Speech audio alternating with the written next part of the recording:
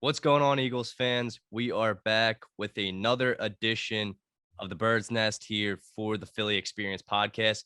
Back to our old layout. Max, the Eagles went to Mile High. They beat the Broncos 30-13.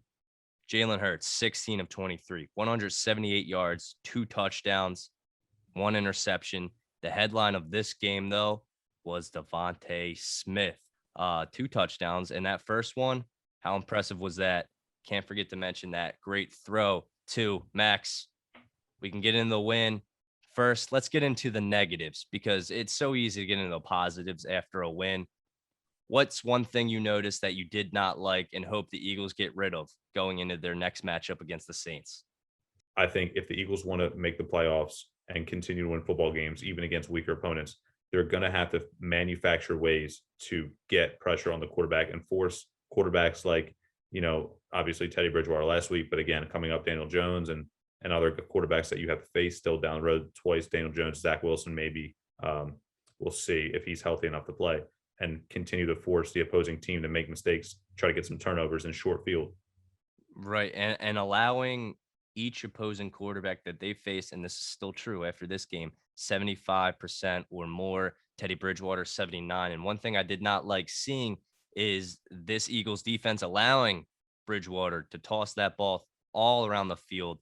You have at least three of the top wide receivers getting over 45 yards each, over 3 catches a pair. I mean, the ball was going all over the place. And this is Teddy Bridgewater, a quarterback that used to be, he's not in his prime anymore. And this was a Denver Broncos team that did prove challenging, especially looking at the beginning of their season. What was your favorite part about this game?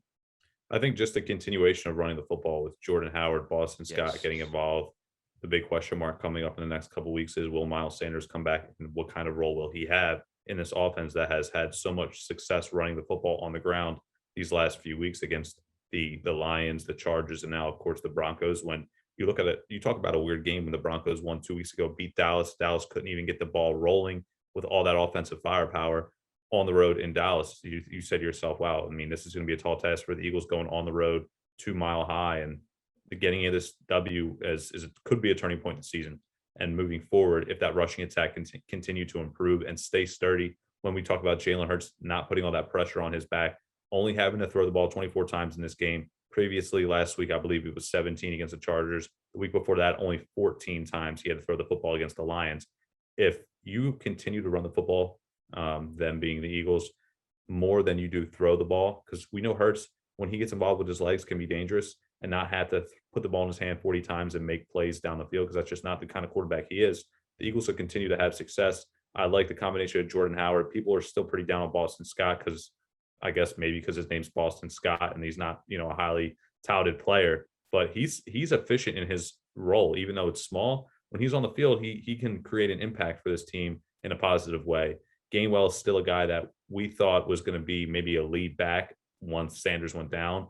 Jordan Howard comes out of the nowhere off the practice squad. So it's going to be weird and interesting to see how Sirianni rotates these four backs once Sanders comes back.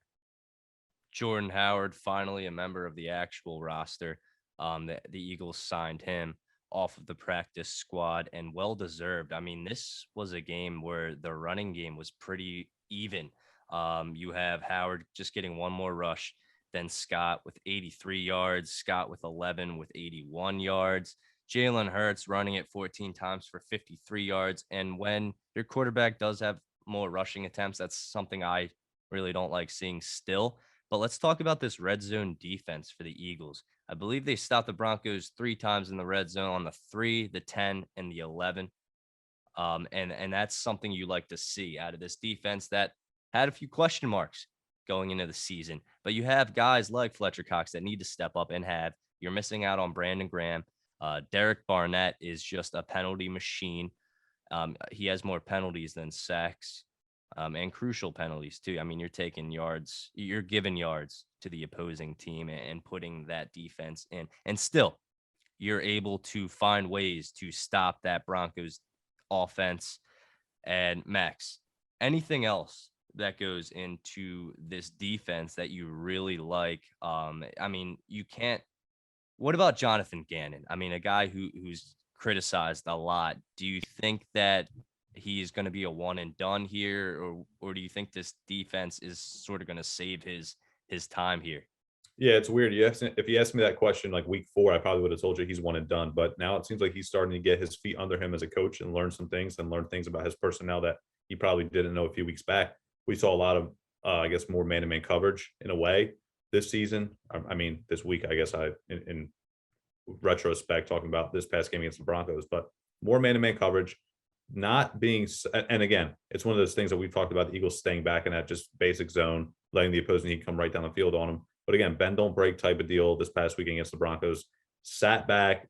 Broncos were making, I guess, drives down the field, getting the ball to their receivers, the running backs. They got two pretty solid running backs with Melvin Gordon, Javonte Williams. I thought they would be a bigger factor than what they were. But nonetheless, you have a team that when they get into the red zone, especially this last weekend, they were able to stop the opposing team. Right. And circling back to this offense, Max, we mentioned the run game.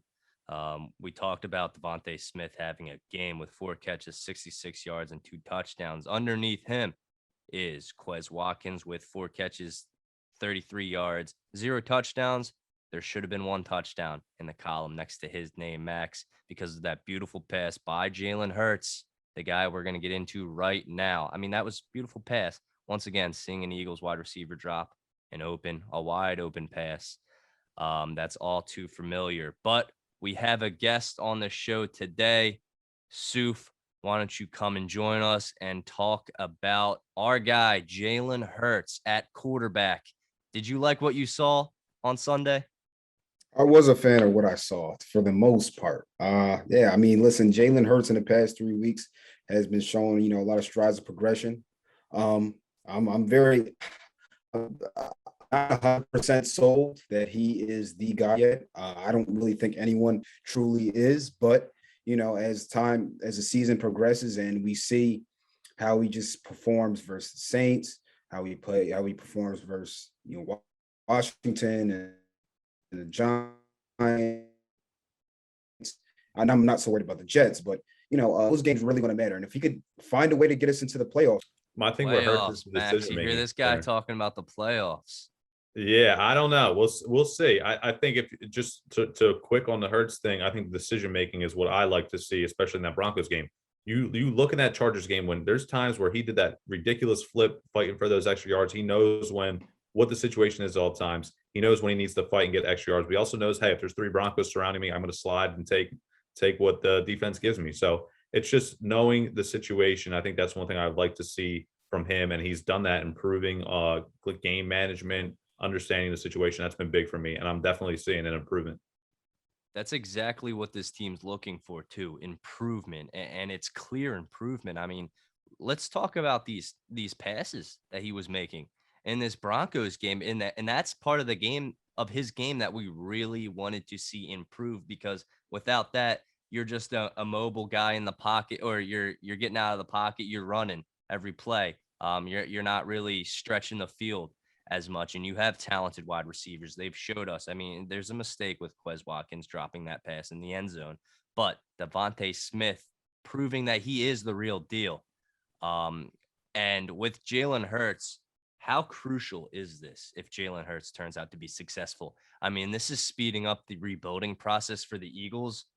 This is speeding it up, 3 seasons? Because instead of trading your first round picks for a quarterback for in a draft class that I'm not really sold on is going to have a lot of good quarterback prospects. Instead of that, you go ahead, you draft defense, you draft a linebacker, a lineman. You go ahead and fill the needs for this team to make them better and surround Jalen Hurts with what he needs to be a successful quarterback, which I think he can definitely be in the NFL. And we'll see what happens with the Saints game coming up. You talk about last season when Hurts stepped in. One of the first games he played as a starter was that Saints game at the Link. Deja vu. You're going to have the same situation this upcoming weekend against the Saints. Will Alvin Kamara play? We'll see. Trevor Siemian's probably going to start, and you'll see some Taysom Hill mixed in the red zone right there. So there's definitely going to be problems for the Eagles to handle, but that's not to say they can't win this football game. They're struggling at home this year, so we'll see what happens. They haven't won a home game dating back to last year, which is surprising because usually they play well at the Link. But if they're going to win a home game and really, turn the page, flip the script on this season, this is a weekend they got to do it against the Saints. Yeah, getting into this Saints matchup, and Suf, join us for this conversation, please, because we have the Eagles going into this as 1.5 point favorites over the Saints at home. Max mentioned it. I have season tickets. It's been painful for me at the link, sitting there and watching all the losses. Suf, what do you think is going to happen with this matchup?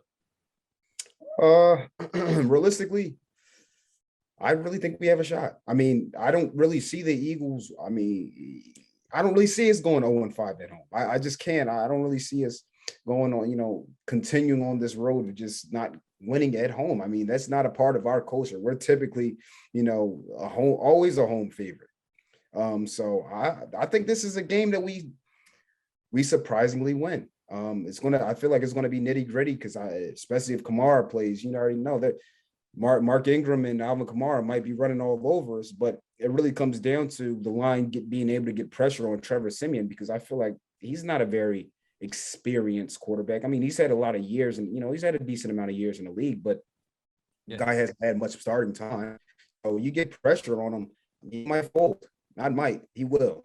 So if both Darius Slay and Steven Nelson are able to step up, and Davion Taylor and all our linebackers, Alex Singleton, if these guys could really step up this game, I'm just looking.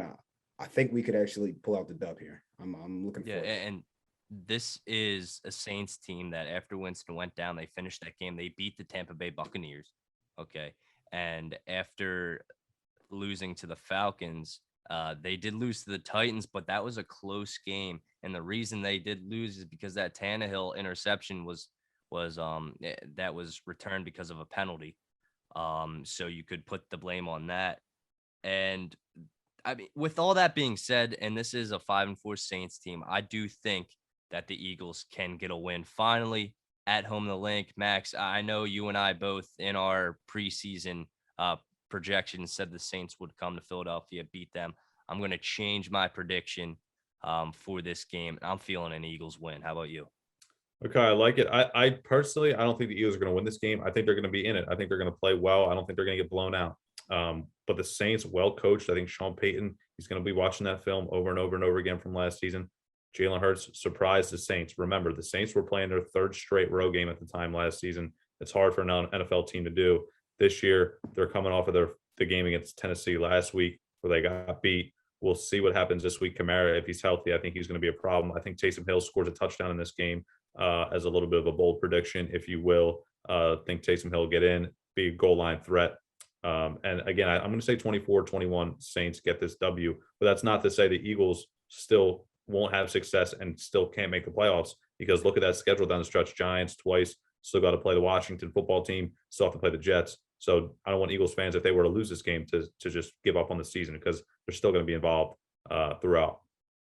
Right. And weirdly, the Eagles running the rush for the Eagles is better than the Saints, surprisingly, even with Kamara out there for the Saints. But with all that being said, let's hope we see an interesting game on Sunday and that the Eagles keep it close. Thank you guys for tuning in.